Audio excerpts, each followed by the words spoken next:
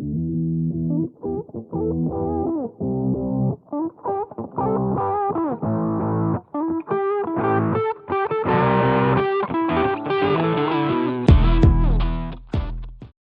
what's good? So today I just want to speak a little bit about having a team. The first thing I think that it's something interesting I heard. It said that you should rather go for people who are like-minded individuals than going for people who are the best at what they do. And this is basically where your team is going to be built. You want to make sure that the people that are around you, whether it be someone from back opposite, whether it be your homie, whoever it might be, that you're on the same sort of train of thought. The reason I say that is because teams get created, teams fall apart, right?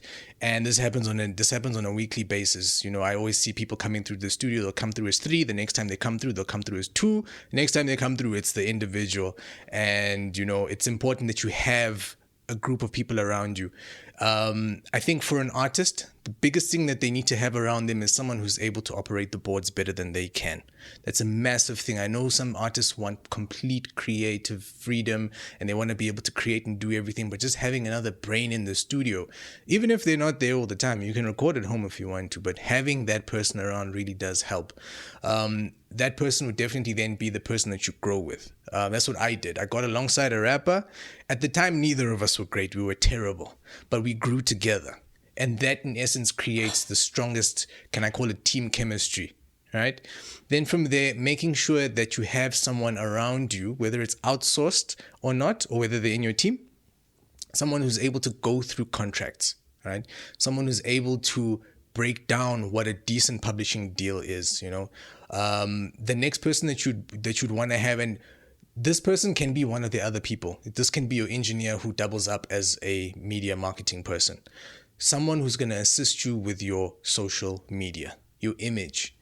We're living in a time where you kind of have to be on all social media platforms. You have to be out there. You have to be creating content, much like what we're doing here.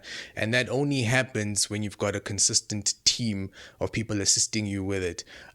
Previously, I did everything myself. I wrote blogs. I did videos of myself, podcasts. You know, at some point you kind of reach critical mass and it's just too much for you to handle by yourself. So by all means, try and make sure that you've got those type of people around you.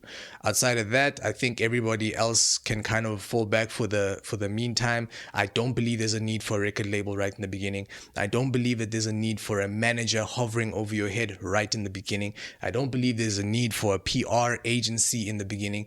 These are all people who come through later on down the line, when you actually have something to manage, when there's actually music to, you know, get out there. Start off in the beginning by yourself and slowly build up to a place where you can then grow your team even further. Yeah.